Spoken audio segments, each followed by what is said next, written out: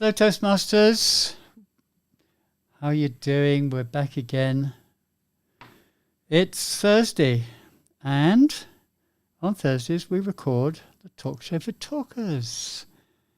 So let me just have a little look at YouTube, because I want to see how close we are to synchronizing the audio, which is always an issue. But it takes time for what we're saying now to come up on YouTube, about 30 seconds. And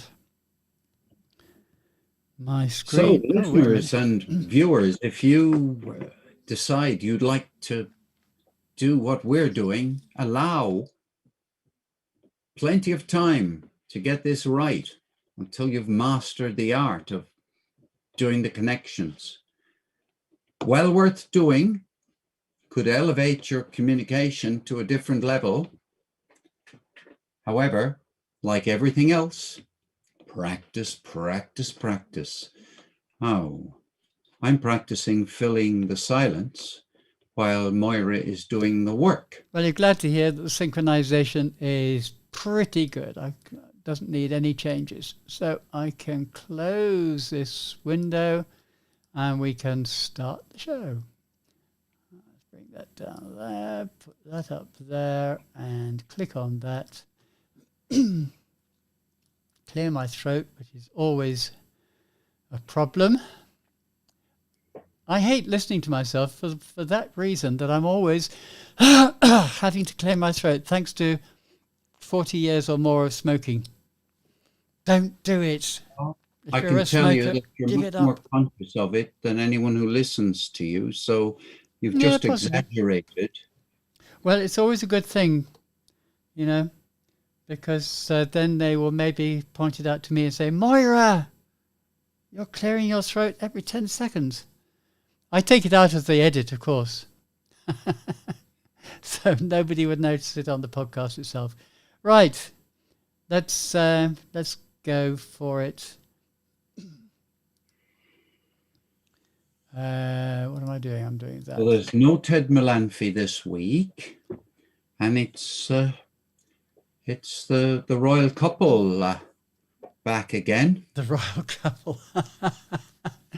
Well, we're not recording it, Paul. So that didn't get into the show. YouTube? We're on YouTube. Yeah. Well, you see, there's a bigger audience on YouTube than anywhere else. We got. I'm sure that's true. You'll be hit by a huge volume of listeners, viewers. Well, I'm surprised and delighted, I have to say, how many people actually watch, not live. We don't get many people watching live, but we do get plenty of views after the fact, which is good. Oh, that's good. Yeah. But of course, quality counts, and I think the numbers of the people watching this one on playback, they're the top quality viewers. Well, of course, on this episode. Naturally, I mean, of course, the listeners to this particular episode would just have to be the top quality. Sorry, Ted. Or we need to start the podcast, or we will start. We will start. A little damp here in Cork. No, that was my fault, because I didn't say 3, 2, 1, go, because I was going to go myself. Right, we are now going live. 3, 2, 1, go. Hello, Toastmasters, would-be Toastmasters, listeners and friends. You're very welcome to the Talk Show for Talkers here on irishtalkers.com. I'm delighted to be here with you today. Moira O'Brien is my name, and I'm joined today not by Ted Melanphy, who is unfortunately taken to his sickbed. Get well soon, Ted. But the prolific and no, I can't come up with. I was going to pernicious. That was the word that was on the tip of my tongue, and I thought, I can't say that. Pernicious. No, definitely not. Anyway, Paul O'Mani is here to take half of the strain for the rest of this podcast.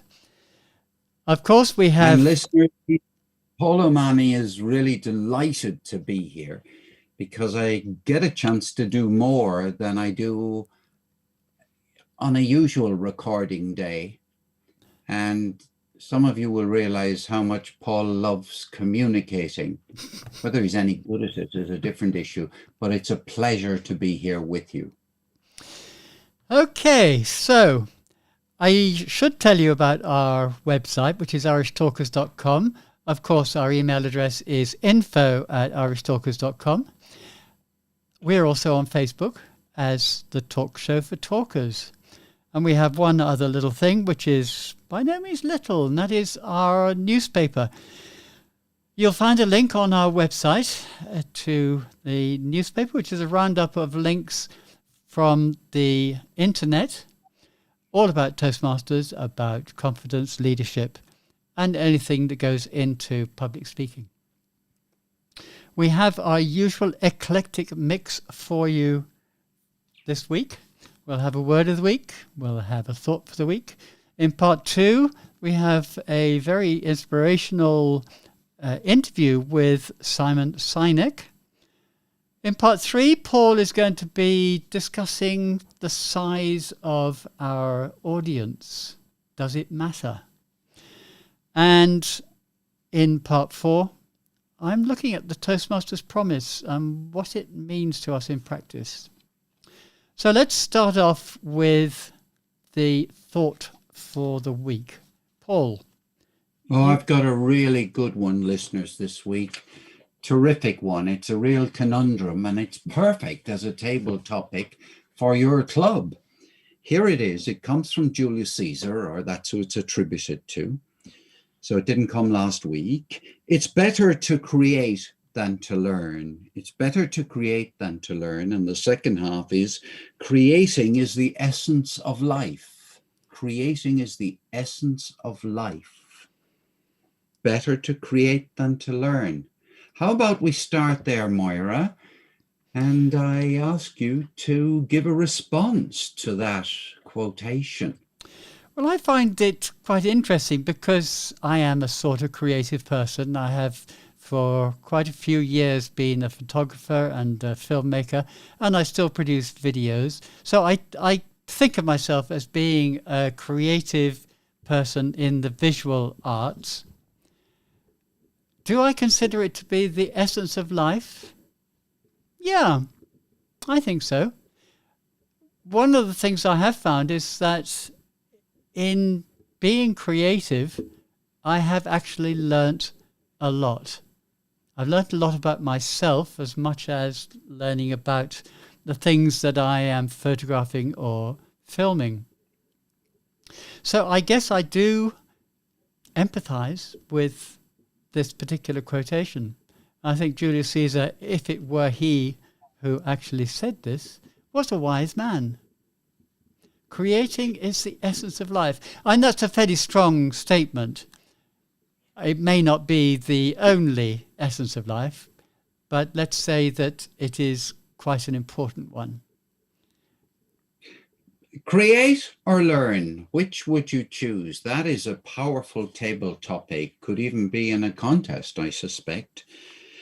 It very much depends, in my mind, for what anybody means by create and what they mean by learning. So what I love about the quotation is you can argue it both ways. Is it possible to create something without learning? Are learning and creating it's so intertwined that it doesn't really make there's no real advantage in pitting one against the other. Well, the quotation is not mutually exclusive. It's not saying that if you're a creator, you're not going to learn, and if you're a learner, you're not going to create. It's not mutually exclusive. It's just which is the more important. The sentence starts with it's better. So let's say you have a choice. You join Toastmasters, you come along to Toastmasters, and you come to Toastmasters to learn something. Toastmasters promises that you will learn to be a better communicator and a better leader. They're the two prongs. Yeah, I agree with that. So Yeah. it's very attractive to come Mhm. along to Toastmasters to learn both of those two things. Now, would it be better if you came along to Toastmasters in order to create? Now, what does the word create mean? Well, it certainly means to me to make something. And to make a speech which you can deliver by writing it, by practicing it, by making it your own. Is it better to do that than to watch Moira O'Brien making a speech and learn from her style? Perhaps. But I'll tell you my biggest attraction to this quotation, Moira, which Mhm. made me pick it more than anything else, that a whole lot of people learn by watching television. They sit down, they watch David Attenborough, and they learn all about creatures that are in danger of not surviving, let's say. And it's a huge learningful experience. But unfortunately, a goodly proportion of them remain watching television.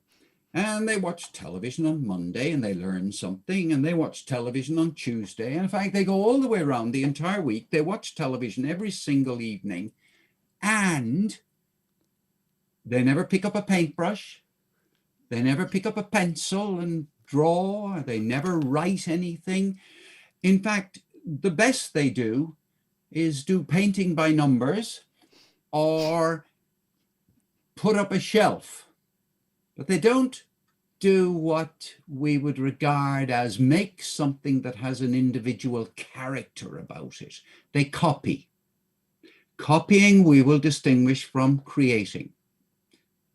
Perhaps there's an argument that good copying is creative, but I wish every single day that people would stop watching television and start making something. Well, Paul, to be blunt, I would disagree with you to an extent, because I think everybody has some creativity within them. But I do wholeheartedly agree with you that we all, I include myself in this, watch far too much mindless television. I paused there because I watch very little television per se, but I do watch other things on my television screen. So that's why I hesitated. But yes, we watch too much screen things. Paul, you have a word of the week? Oh, yes, Moira, and you've already used it. My word of the week is a simple one-syllabled word, which is a noun, an adjective, and a verb. These are really useful words. This word is blunt. To be blunt, Moira, you're a very irritating person. That is an example of somebody giving it bluntly right between the eyes to another person. To be blunt, you're a pain in the neck. And that is one meaning of the word blunt. And it's a handy word if you want to insult somebody. On the other hand, it can be a great compliment. It can mean that you're a plain speaker. The person speaks in a blunt manner. No faffing around, no sophistication, gives it to you straight, and thank goodness for that. There is another meaning of the word blunt, which I'll tell you about, but please don't pass this on to anybody. It's when you get a cigar. This is a noun now. You hollow out the inside of a cigar and you pack it full of marijuana. Now, please don't pass on this matter, but that is a blunt. The reason I know is, of course, that I looked up Webster's dictionary before preparing today. To be blunt is also what you don't want your knife to be if you want to cut your tomatoes easily through the weight of the blade, which is indeed the best way of checking that your knife is sharp enough. You simply pull it across the face of the tomato without exerting any downward pressure. That will tell you if the knife is blunt. Blunt. It's a handy, I'm guessing, Anglo-Saxon word because it has a b and a t in it. It gets through, it cuts through. I suggest that it's a word which could be used by evaluators when they're speaking firmly to somebody at an advanced club as a speaker who is very experienced. It would be possible to say to that speaker, to be blunt, Moira, the way in which you've addressed the content of the speech could do with some improvement in the following areas. Now, some speakers would love that. You could also say that the way that you proposed that particular argument was a very blunt way of doing it. Excellent example. Yeah. Excellent. Yep. So it's well worth adding to your vocabulary, but use it carefully. Yeah, I would agree. On that blunt note, let's call this one to a close, and we'll see you again tomorrow when we'll be bringing you a very nice, and that's a horrible word, nice, we shouldn't use it. It's an excellent interview with Simon Sinek on, and of course I've lost from my mind what it was actually on, so I might have to leave it till tomorrow to let you know. That's a very clever way. That's a very clever way of not doing a spoiler. Moira O'Brien, you're such a devious character. I know. Well, I do actually have it in front of me, but I will keep quiet and I'll let you know tomorrow. So we'll see you the same time tomorrow. See you then. I might take all of that out. It was a bit of a waffle. Okay, let's do the necessary on Audacity.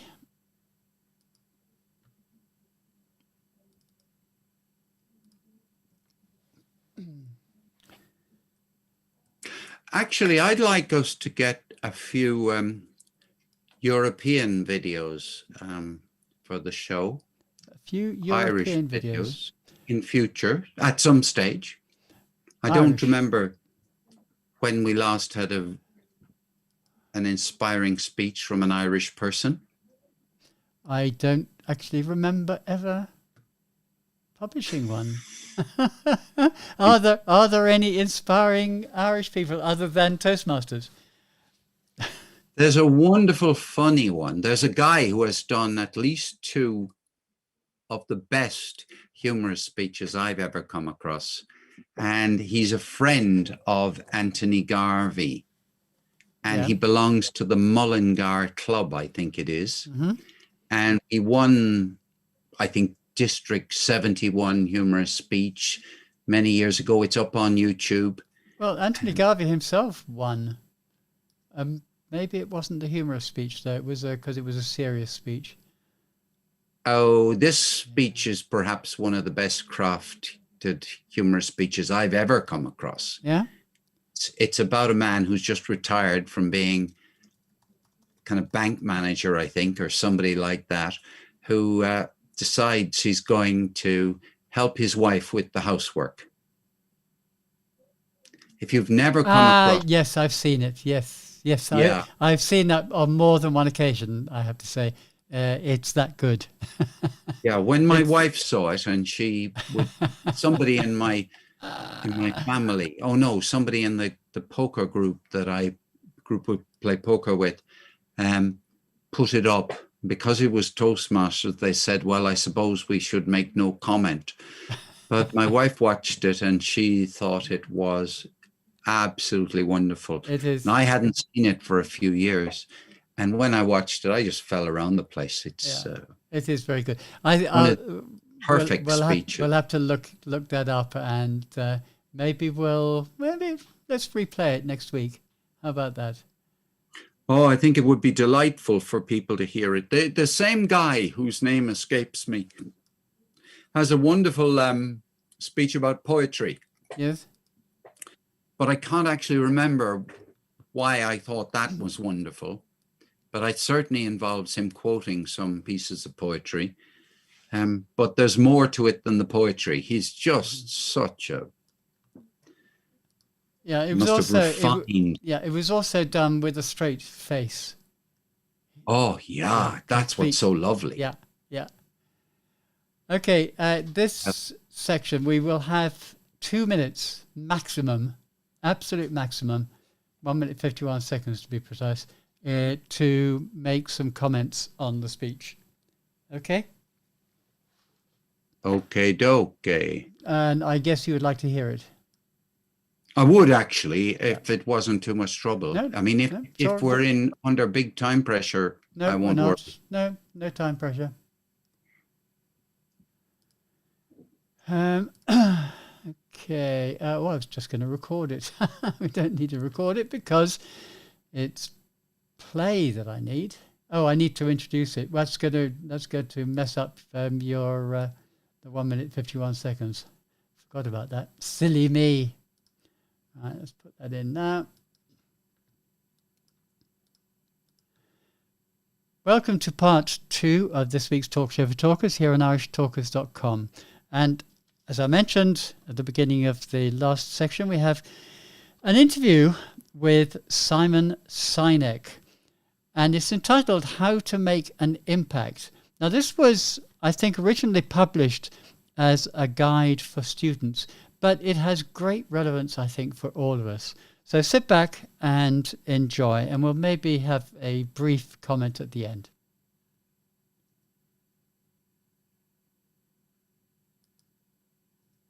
Everything you want, you can have instantaneously. Everything you want, instant gratification, except job satisfaction and strength of relationships. There ain't no app for that. They are slow, meandering, uncomfortable, messy processes. And so I keep meeting these wonderful, fantastic, idealistic, hardworking, smart kids. They've just graduated school. They're in their entry-level job. And I sit down with them and I go, how's it going? They go, I think I'm gonna quit. I'm like, why? They're like, I'm not making an impact. I'm like, you've been here 8 months. It's as if they're standing at the foot of a mountain and they have this abstract concept called impact that they want to have in the world, which is the summit. What they don't see is the mountain. I don't care if you go up the mountain quickly or slowly, but there's still a mountain. And so what this young generation needs to learn is patience. That some things that really, really matter, like love, or job fulfillment, joy, love of life, self-confidence, a skill set, any of these things, all of these things take time. Sometimes you can expedite pieces of it, but the overall journey is arduous and long and difficult. And if you don't ask for help and learn that skill set, you will fall off the mountain. Do you love your wife? Yes. Right? Prove it. Like, what's the metric? Give me the number that helps me know, right? Because when you met her, you didn't love her, right? Now you love her, right? Tell me the day the love happened. It's an impossible question, right? But it's not that it doesn't exist, it's that it's much easier to prove over time, right? So all leadership is the same thing. It's about transition. So if you were to go to the gym, right? It's like exercise, right? If you go to the gym and you work out and you come back and you look in the mirror, you will see nothing. And if you go to the gym the next day and you come back and you look in the mirror, you will see nothing, right? So clearly there's no results, can't be measured, it must not be effective. So we quit, right? Or if you fundamentally believe that this is the right course of action and you stick with it, like in a relationship, I bought her flowers and I wished her happy birthday, and she doesn't love me. Clearly I'll give up. You know, that's not what happens. If you believe there's something there, you commit yourself to an act of service. You commit yourself to the regime, the exercise. You can screw it up. You can eat chocolate cake one day. You can skip a day or two. You know, it allows for that. But if you stick with it consistently, I'm not exactly sure what day, but I know you'll start getting into shape. I know it. And the same with the relationship. It's not about the events. It's not about intensity. It's about consistency, right? You go to the dentist twice a year, your teeth will fall out. You have to brush your teeth every day for 2 minutes. What does brushing your teeth twice a day for 2 minutes do? Nothing. Unless you do it every day, twice a day for 2 minutes. Right? It's the consistency. Going to the gym for 9 hours does not get you into shape. Working out every day for 20 minutes gets you into shape. So the problem is we treat leadership with intensity. We have a 2-day offsite, we invite a bunch of speakers, we give everybody a certificate. You're a leader.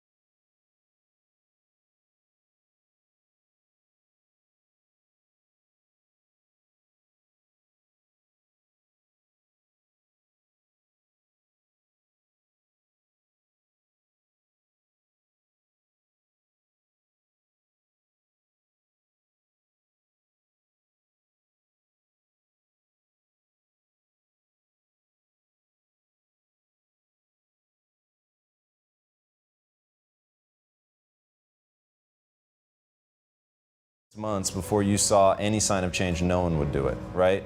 And there are so many variables in working out. The number one thing is to know who to listen to. The number one thing is to know what to look for, right? So if you don't experience muscle fatigue, you're probably doing something different. That's immediate, right? I know that the next day. If you experience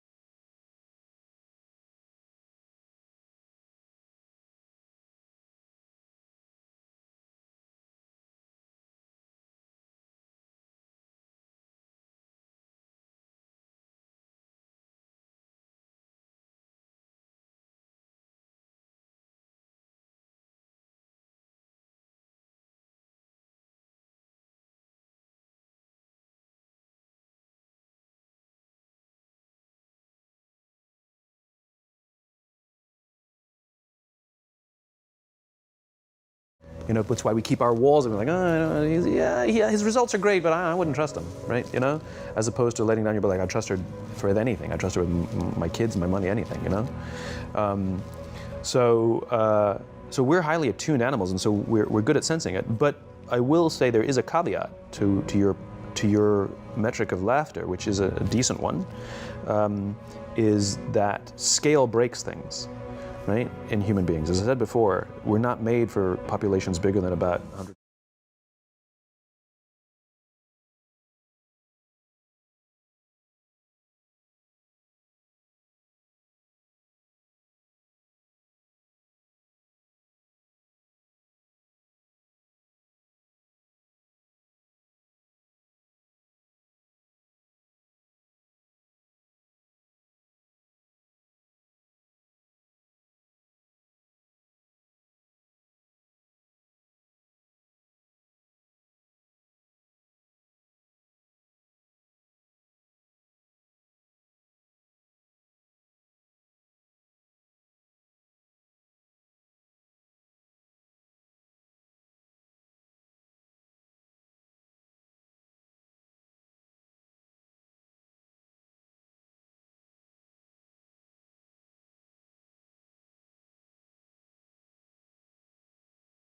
People whose names I know and whose faces I recognize.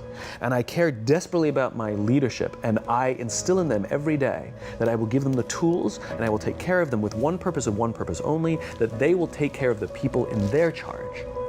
And I want those people to take care of the people.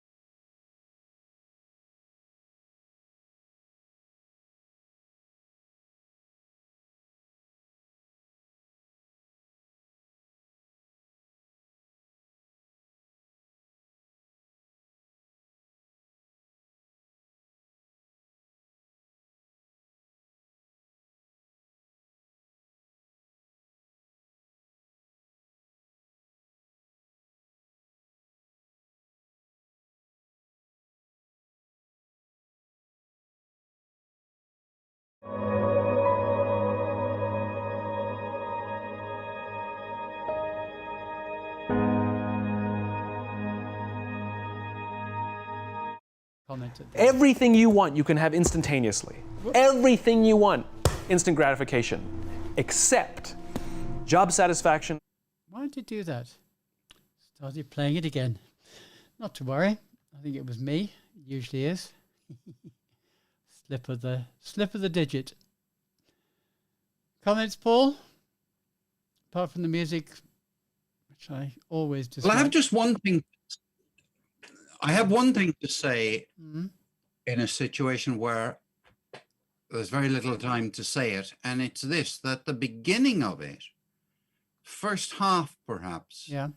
struck me as terrific material to play, to advertise Toastmasters.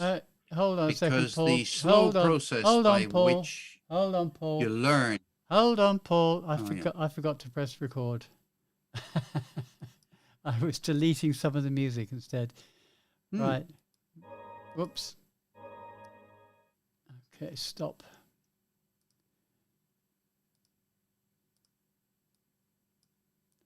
Okay, Paul, do you have any thoughts on that?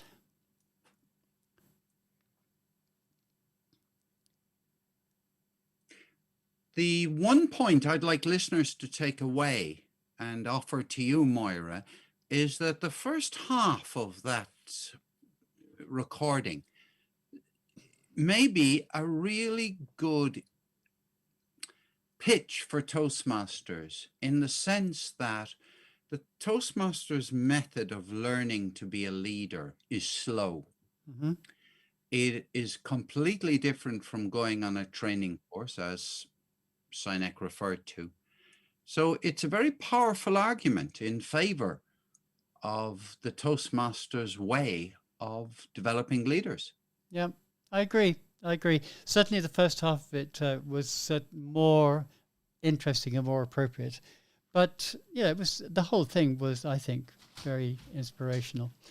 Okay, so we'll bring this section to a close, and we'll bring you back tomorrow at the same time, hopefully, when Paul will be talking about audiences. Well, audience size. We'll see you then.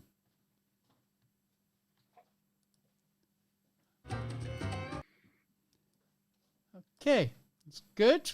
And we kept just within the time, which is excellent.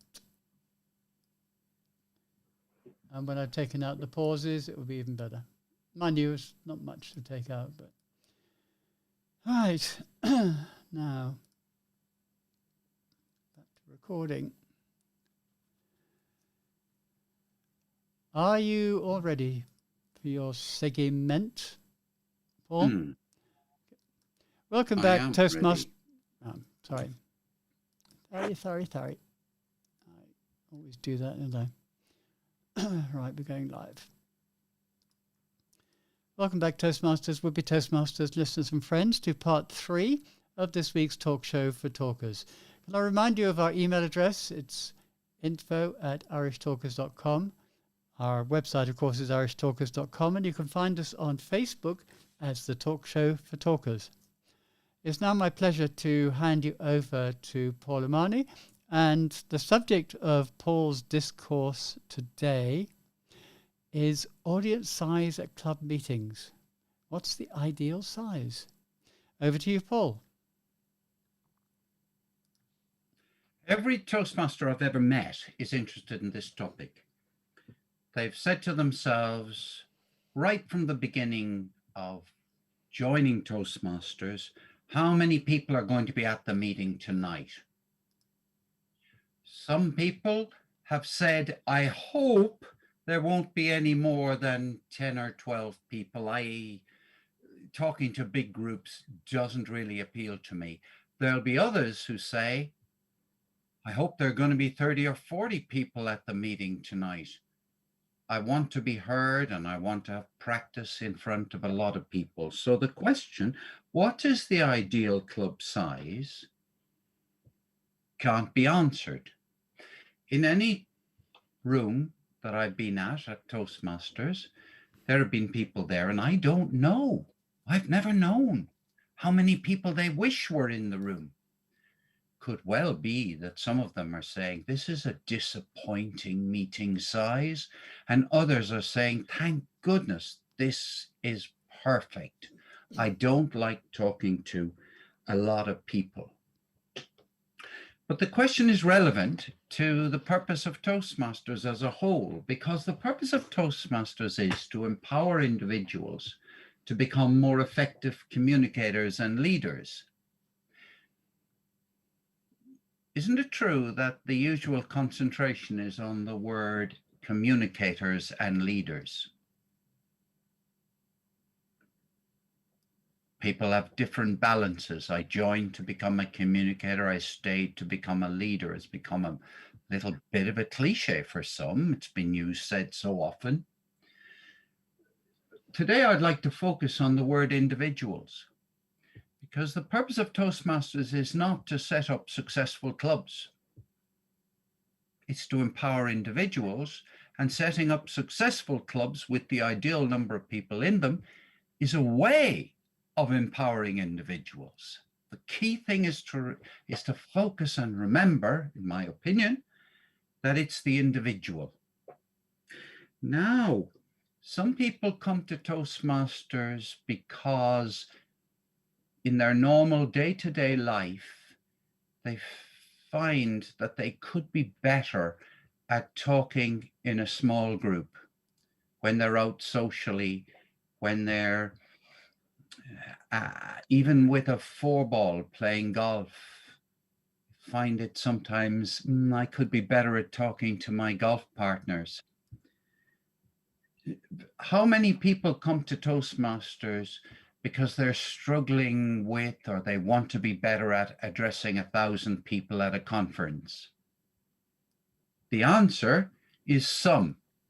Toastmasters does attract people who are used to speaking to small groups, but give them a large group and they find that much tougher. Size matters. It matters in all sorts of ways, because a club might be concerned if it loses a few members. There could well be a number of people in the club who are saying, thank goodness we've lost some members. There were too many people at the meeting, and I found it very hard to get an opportunity to practice my communication skills. And I also got very little chance to practice my leadership skills. I didn't get to be Toastmaster of the day more than twice a year.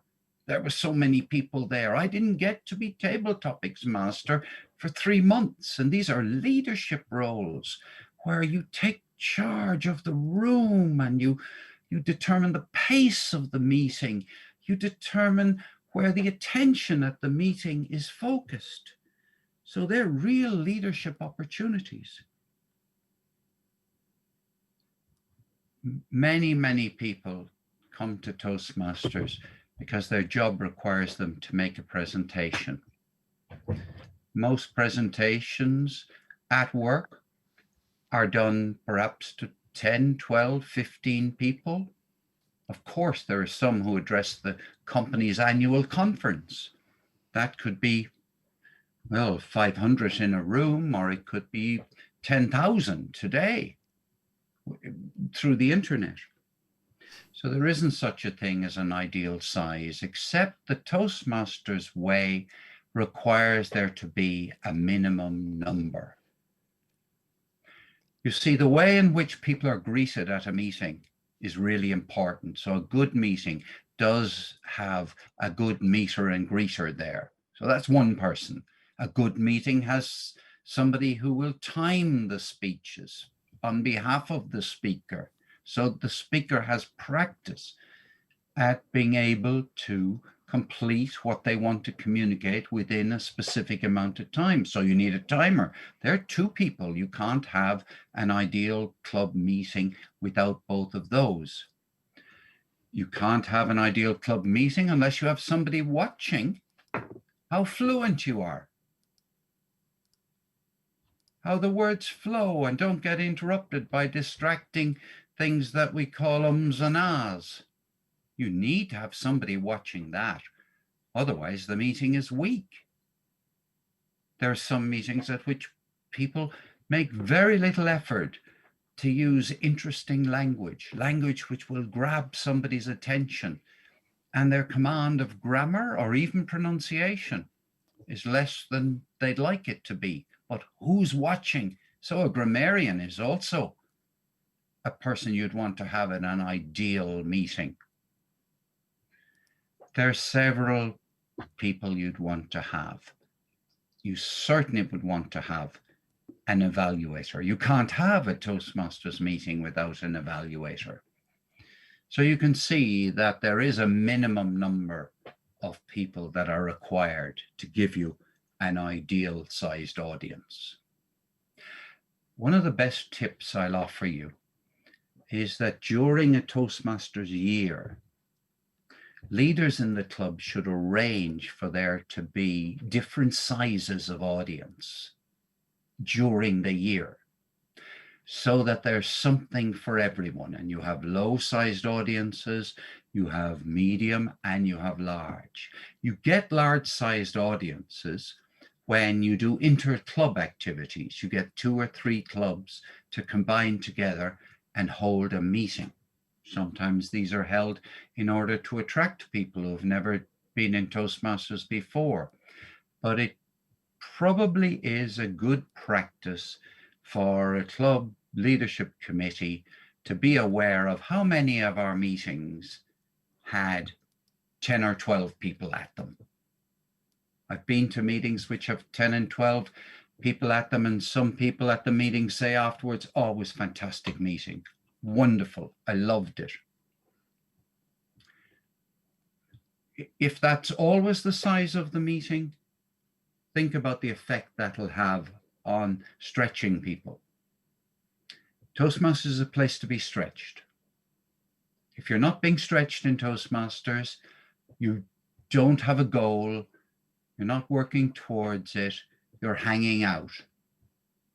Nothing wrong with hanging out, but if you want to get the maximum benefit from being in Toastmasters, you're in there to stretch yourself. You're in there to get better. You're in there to become more effective communicator and leadership. So that's really my main purpose in saying this today, is that size matters. One last point. A big meeting is more likely to have people in the audience who you've never seen before. Speaking to people you've never seen before is different from speaking to people who you speak to all the time. Really important for people to get experience at talking to new people. Moira, let me bring you in on the question of size. What thoughts do you have in response? I have many thoughts, Paul, and I take on board everything you've said, because there are advantages to small size and disadvantages. There are advantages to large size and disadvantages. There are advantages to speaking before an audience you've never spoken to before, and there are disadvantages. So it depends upon the circumstances at the time. I think the ideal Toastmasters meeting is one where there are between, let's say, 12 and 20 people. 20 means that not everybody is going to get the opportunity to speak, but you have a decent sized audience. 12 is a good size. Most people will have a job. If they don't have a job, they will be able to speak. So everyone is likely to get the opportunity to speak. The ideal, if we're going to hold one of the best meetings Toastmasters holds are its speech contests, where at a district level, you're going to get a good few people. In fact, let's go further on. Let's go to the international speech contest. You're going to speak to a very big audience. Now, the difficulty about having an ideal size is that it won't suit everybody. Come back to this point before we wrap it up, Moira. I'm really wanting to persuade club committees that they should deliberately control the size of the meeting so as to ensure that everyone in the club, every individual, gets a chance to practice in front of the size of audience, which will stretch them a little bit. That's a very interesting concept. Very difficult to put into practice if you have a club which has, like one of the clubs that we both belong to, has 45 members. Average meeting size is 25 members at least. You can't. Well, they need to discourage some of the members from coming to the next meeting so that they can have 14 people at the meeting. And yet, so that the members who want small, so they say, please don't come to the next meeting, or else we'll hold an extra meeting next week so that half of you can go to it and the other half can come the following week. So everyone with names A to L, don't come next week. Well, now, Paul, I'm going to invite you to listen to our next section, section 4, which will be on tomorrow, because I'm going to be talking about the Toastmasters Promise and how it affects us in our day-to-day Toastmasters meetings. And, of course, one of those promises does relate to attendance of meetings. So we'll look forward to seeing you there. As tomorrow at the same time on the same channel. Bye for now. That was an ideal segue. That very good one, Moira. Very good. Perfect. Perfect. Nicely done, Paul. I'm going to invite you. That is a. Now what have I done there? Yeah. That's okay. Right. Let me do my magic. I've got some other bits of magic to do, which I should have done, and I forgot. Oops. Move that out of the way so I can see my keyboard. Now, I've got to move those as well. I have, just while we're talking about it here, in relation to meetings online on Zoom, I think it's tricky when you get to see more than one screen. You notice when you have 2 or 3 or 4 screens, yes, you get fewer and fewer people with their video turned on. Yeah, that's very true. You can, a lot of those people are having cups of tea or doing the ironing or have left their screen on while they go out and play around the golf. They're not there at all. Well, of course, that is always possible. They want to have their name on the screen, so that they can be. Oh yeah, it's if you turned up in the old days at a Toastmasters meeting in I don't sure the exactly correct word for this, but in a yashmak, a completely covered black dress or black. Oh, I see what you mean. People wouldn't exactly be delighted. Now everyone is appearing in a yashmak at big meetings. They're on the screen and you can see nothing. Yeah, that's true. That's true. All right, it's nearly there. I haven't heard a single complaint about hijabs since the pandemic started. That's very true. I haven't had a complaint about hijabs for a long, long time.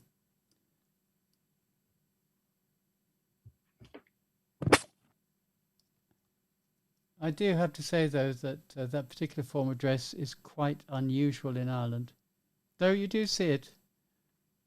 Yeah, very unusual. Yeah.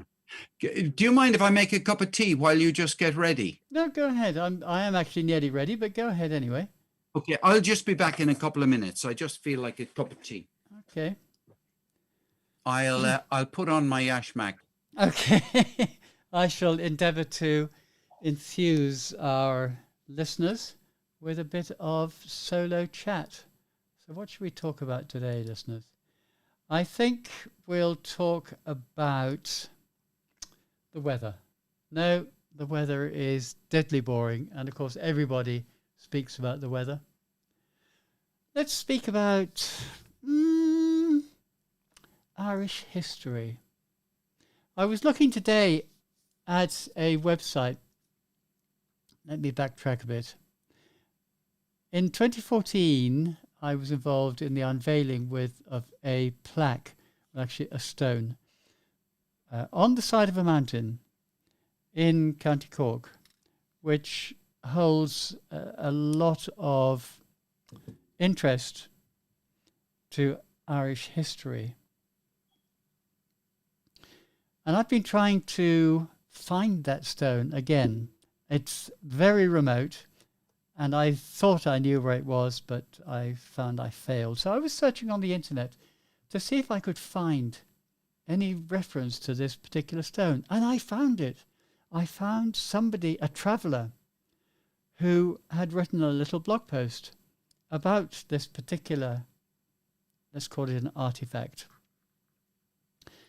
It is in fact a stone which for centuries has been reputed to be the place where King Mahon, who is the older brother of Brian Boru, who is a celebrated king, High King of Ireland from 1002 to 1014. This was the place where he was taken and murdered by the local tribes called the Uinachta. And this was a seminal act which resulted entirely in the rise to prominence of his younger brother, who was Brian Boru. Because Brian vowed to take over the reins from his brother. It was a large family. I think there were 10 or 12 in them, but all of his elder brothers died either in battle or, like Mahon, were murdered. And Brian was apparently not the one who was really interested in fighting in battle, etc. I guess he was more the studious one. But after his brother's murder, he vowed to avenge the murder. In fact, he took, I think it was 2 years, during which he fought left, right and centre, battles here, there and everywhere, and finally defeated the Uinachta tribes in the Battle of Bealach. And then he went on to become King of Munster, like his brother, in succession, in fact, to his brother, and finally High King of Ireland. After some pretty bloody battles, I mean, he fought his way to the High Kingship. But his adoption, if I can call it that, of the High Kingship actually changed what was centuries of tradition, whereby the High Kingship was shared between the northern Ineal tribes and the southern Ineal tribes. So just between those two tribes. Once Brian took over or acquired the kingship, that dominance of the Ineal was broken.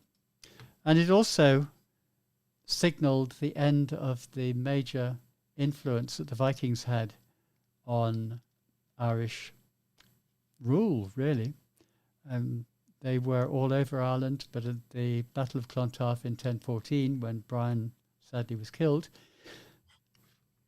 the Vikings actually lost the war, and from then onwards their influence declined rapidly.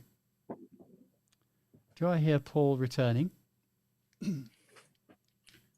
Yes, can I cease, I'm back. Can I cease my monologue on Irish history? Oh my goodness. I was telling... What a controversial topic. What table topic did you give yourself? I was telling the audience about the murder of King Mahon, Brian Boru's older brother, and the stone that is reputed to be where he was murdered in 976 AD, which I had the privilege of actually unveiling this monument to him on Moira Mountain in 2014. It's an interesting story, and it's one which resulted in Brian Boru coming to prominence, because up till that point he was pretty well a non-entity. And if his brother hadn't been murdered... 976, yeah. That was 2 Well, years. we must discuss this on another time because Brian Boru died in 1014. He did So indeed. I'm fascinated by the fact that his brother died about 30 or Yep. 40 years before him. So Indeed. it Indeed. means that Brian Boru must have been he must have been a pretty mature man to have been fighting in. Well, he and was actually quite young. He was born around about 945, I think. So in 978, he was in his 30s, early 30s.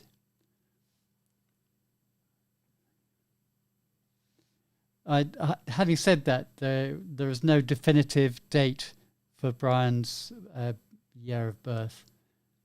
We only if he assume died, that. if he was born in 945, he was about 70 years of age at the time when he died. Yeah, that's about hit right. by an arrow, while in his tent. Well, no.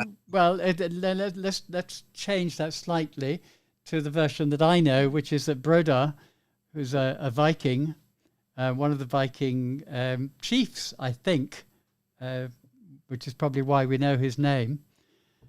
And he was retreating along with the rest of the Vikings from the field of battle and came upon Brian in his tent and killed him with Brian's own sword. Oh, right. Now, I actually made up that last bit. I don't know that it was Brian's own sword, but he certainly, he killed him. We know not with what. So it wasn't actually a stray arrow. It was a deliberate act. I grew up with the story that Brian Boru led the Irish to drive the Vikings out of Ireland. I discovered afterwards that this was a complete figment altogether, that there were Vikings fighting on both sides in the Battle That's of Clontarf. correct. But it did mean that it was the end of the Vikings' major influence in Ireland, political and commercial and practical. Well, the only thing is that they sowed their seeds in Ireland. Well, of course they did, yes. Quite a number of people descended from Vikings. Yeah. And in fact, many of the Vikings did stay on, and they were pivotal in many respects in developing trade and international trade into Ireland. So, you know, the Vikings did do a lot of good, but they also did a lot of pillaging and raping and all the other nasty things that people do in war. Everyone was into pillaging. And well, indeed, and Brian Boru himself achieved the high kingship with the sword. You know, he fought a major battle every other year from 978 through to 1002 when he acquired the kingship. And the Irish regularly were guilty of war crimes against the poor old Welsh. They sailed across the sea, slaughtered the Welsh, stole their women, brought the Welsh back as slaves. Oh yeah, the Welsh people have slightly forgotten all the Irish dressed in berry blood, no clothes whatsoever, just covered in markings. Oh, now that's a new one on me. We better move on. We had. That particular story is a new one on me. I will research it further. Paul, are you going to bring us back in? I think you'd better. Oh, yes, I am. Yes. Right. But you're going to talk about what? Well, the subject, as I have stated it, is... Oh, the Toastmasters Promise. The Toastmasters Promise. Right. Where are we now? What? Oh, how did I get back to that page? Shows. Come on. Shows. This is practically the the subject that's dearest to my heart. I won't be saying that.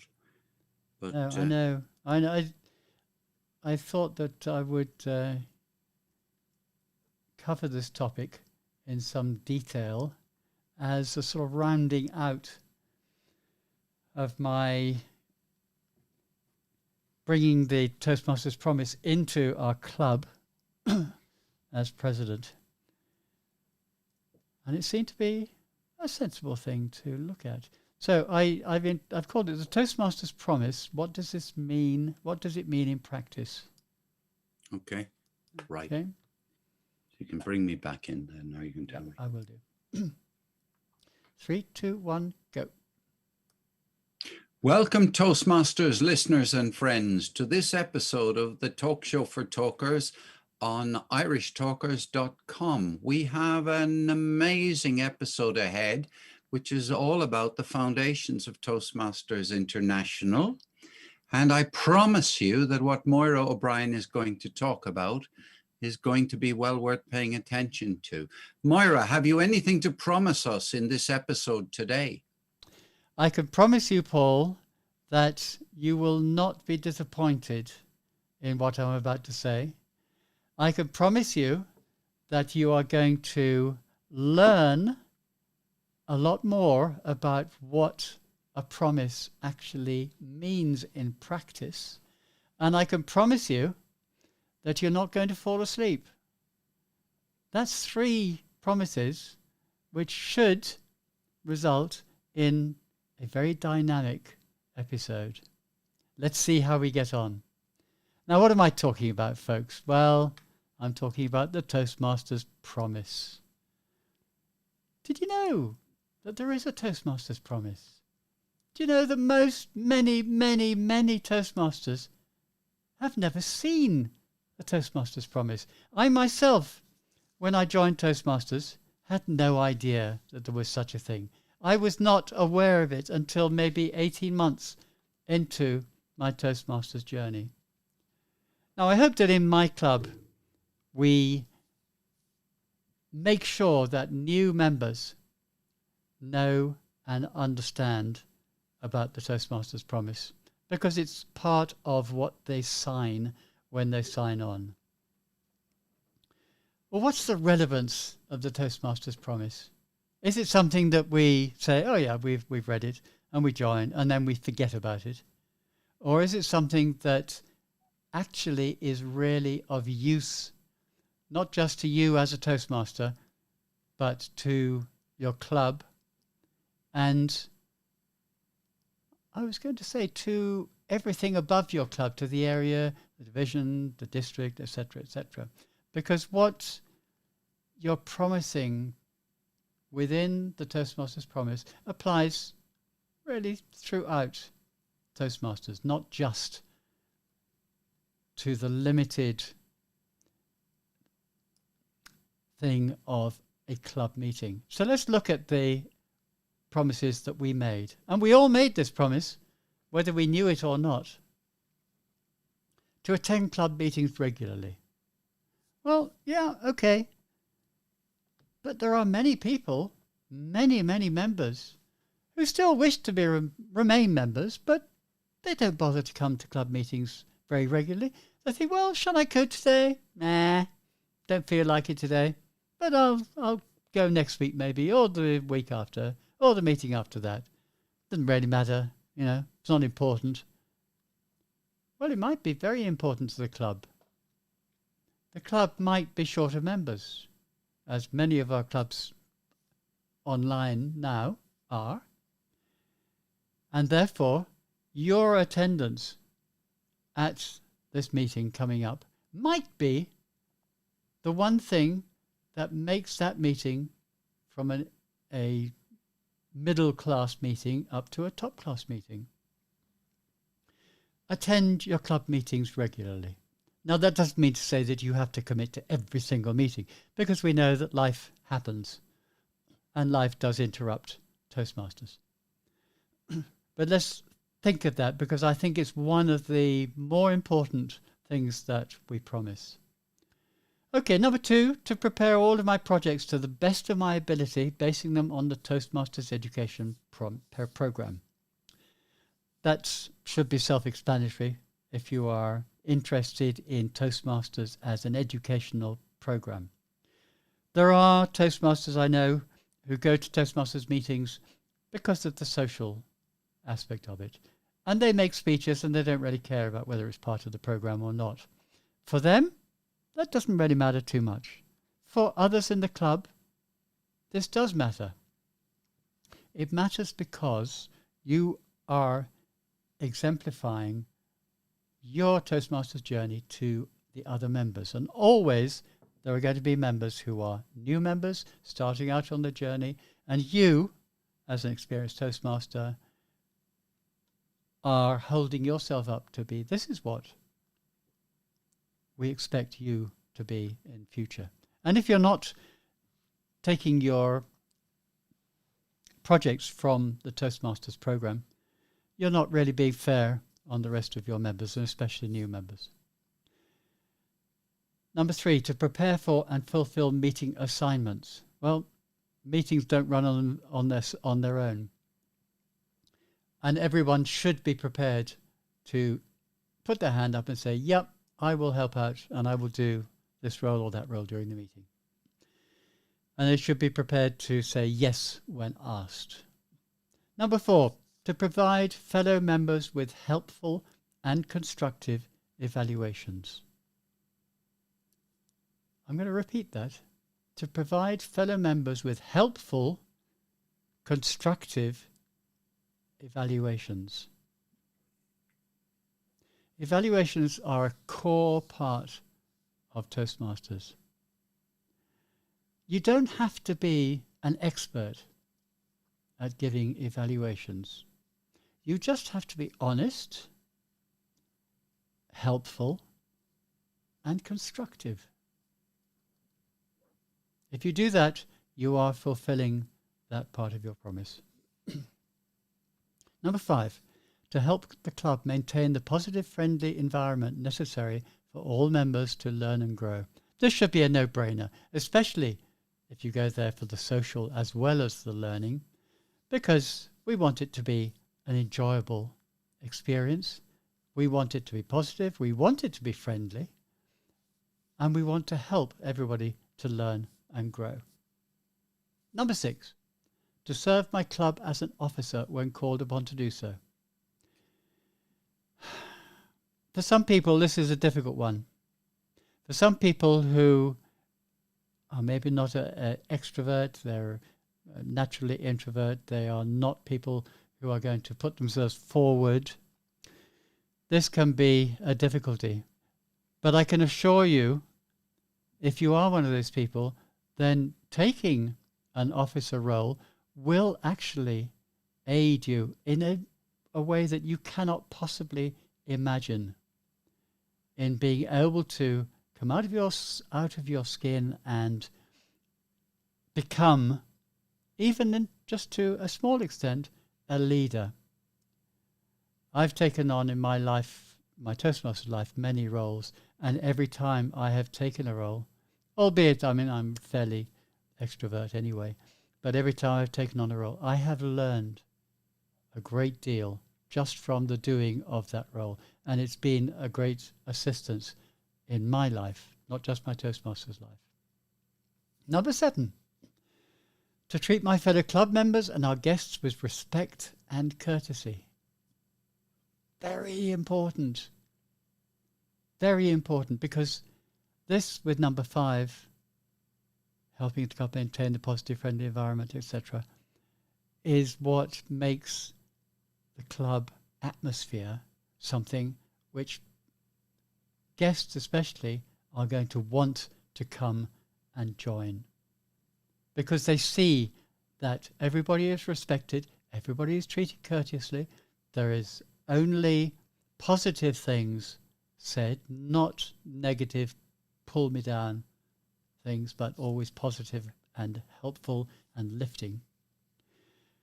And number 8, to bring guests to club meetings so they can see the benefits that club membership offers. And we do that basically by observing numbers 1 to 7. If we do all those, then guests are going to want to come to meetings. They're going to want to join. Number 9, to adhere to the guidelines and rules for all Toastmasters education and recognition programs. Now, I've been accused by a non-Toastmaster of private handshakes, secret handshakes and secret societies and all that, and Toastmasters. And my response to that was, well, for a secret society, we have a very public rules and regulations. They're open to everyone. Everyone can see what they're joining. There's nothing hidden. But we do have guidelines and we do have rules, and we do expect all Toastmasters to follow those rules. Because, number 10, the core values of Toastmasters are integrity, respect, service, and excellence. And number 10 is to act within the Toastmasters core values during the conduct of all Toastmasters activities.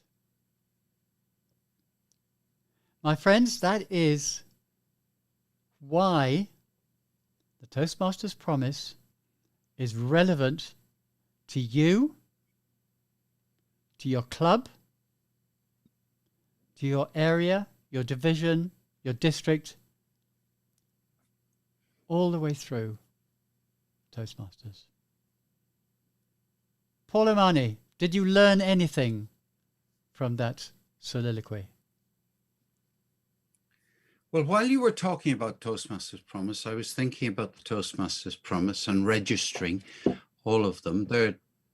What struck me, Moira, about it as you were talking through is that who in society would not want to join a group in which you were going to be treated like that?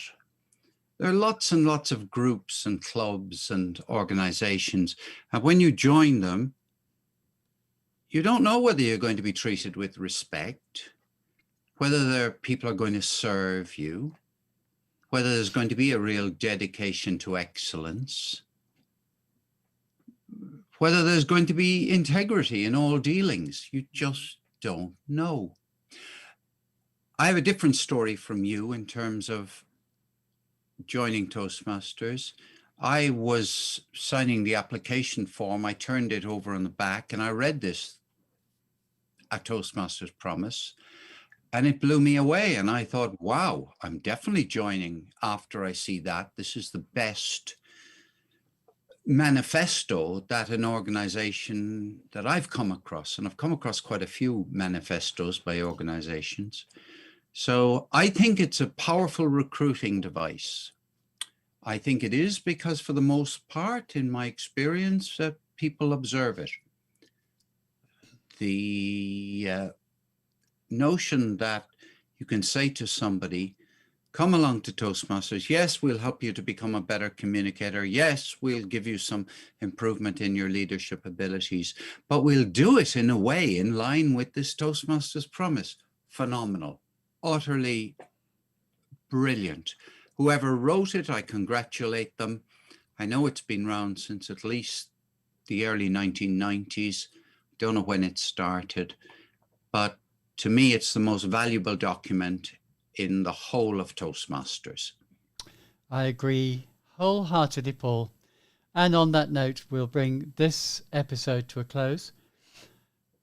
I'm delighted that you managed to stay with us right to the end, and I hope that this has been beneficial to you and that you will take away some of the things that we've been told and put them into practice. We'll see you again next week, so at the same time, on Friday, Saturday, Sunday and Monday. So from myself, Moira O'Brien, and from Paul O'Mani, goodbye for now. Goodbye from Paul, too. Thanks for being here. I have 1% on my... Do you never plug it in? Do you never plug it in? Have you got any electricity in your study? The power cable's in the other room. I don't know. So I do need... You're about to depart. Okay. Just before we go, one thing, I haven't looked at it yet, but the speech I made, the social speech I made in praise of an individual, and I wanted that to have good practice at doing that. I would like that to go up on YouTube, because it's given me a chance to practice the art of praising somebody who I wanted to praise. So do you have a YouTube channel? just to say, I have a YouTube channel, yeah, Okay. but it's a real mess. But I will tidy it up in the sense that I presume there's a bit to be cut off the front. There's a lot cut to off be the back cut off. Yes. all of that. But I will because I have a second speech to do in that series. You know, you do a second 3 to 4 minute speech. Okay, I'm just debating with myself whether I would put it up to my own YouTube channel. I think you should. I really think it's something that you're proud to be that person. So I think you should. That's true. I know you described yourself as an extrovert. I think of you as more an introvert who is capable of extroverted behavior, but that's another story. I better go, Moira, before I crash. That's interesting. Yes, you had. Okay. I will see you very soon again. Okay. All the best. Bye-bye, Paul. Okay. Cheers. Bye. Thanks a million. And we'll say goodbye to our YouTube listeners, and we'll see you again next week. We shall now end the stream. Bye for now.